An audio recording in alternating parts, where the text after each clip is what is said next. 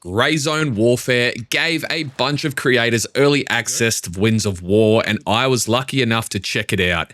From huge PvP updates, optimization, AI, weather effects, they really changed the game with this update. But it's not all good news, so let's take a look. This is Grey Zone Warfare, Winds of War.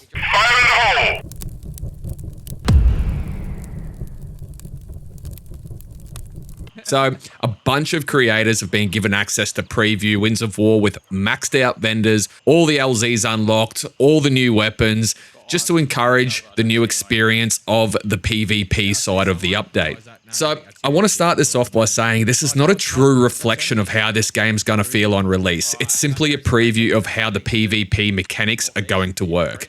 Now, I brought along some good friends and creators, Crispy Gaming and Syn, whose channel links are in the description, so check them out. And boy, we had an absolute fucking blast in this update.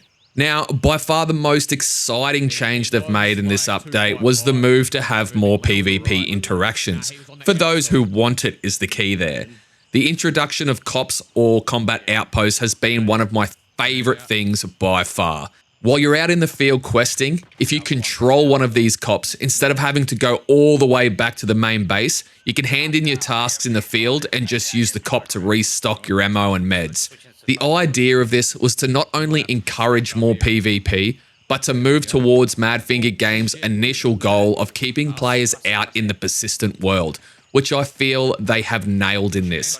I spent hours exploring, doing a few tasks and chasing PvP, and not once did I have to get a helo back to main base and restock. Helo time has been dramatically cut down, which I know the community is going to love.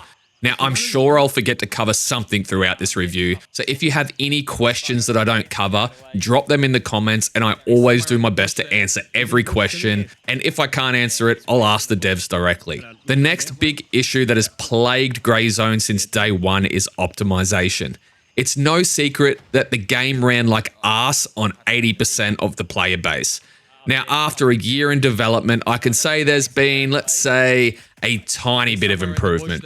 I was sitting around 80 to 90 frames on max settings, with ADS frames dropping down to around 60. As opposed to the pre-update, I was sitting around 70 frames.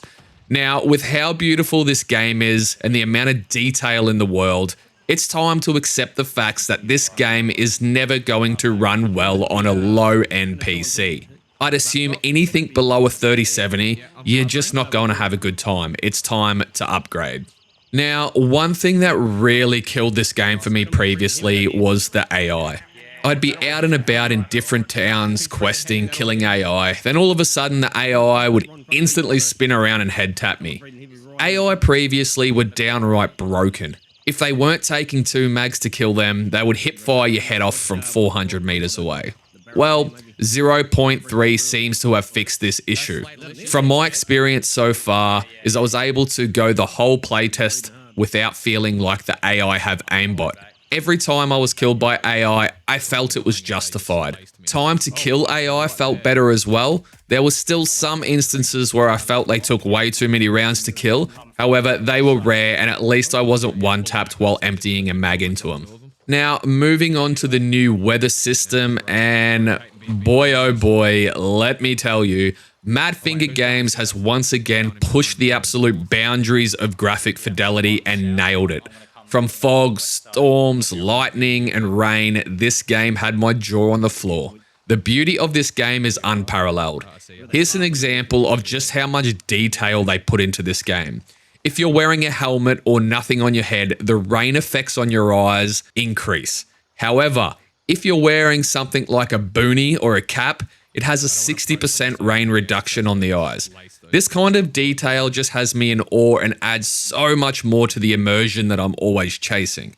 I have heard some big creators flame the night vision in the game, saying it's essentially useless, but that is most certainly not my experience.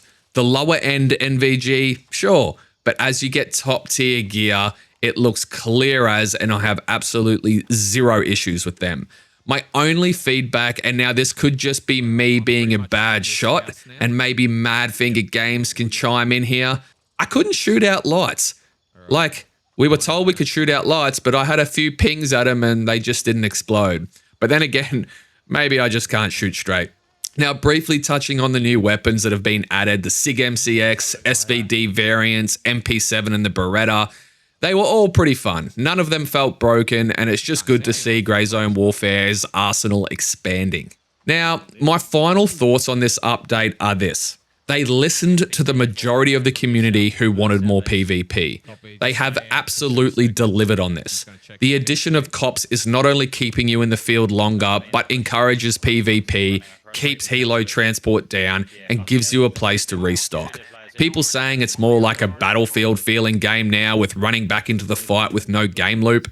Yeah, because we were given max traders and LZs and focus was to showcase PvP aspects, you dummy. I think once we're wiped, the grind begins, and I feel the game, it will only feel more rewarding. The weather system is amazing, and it hasn't made performance tank.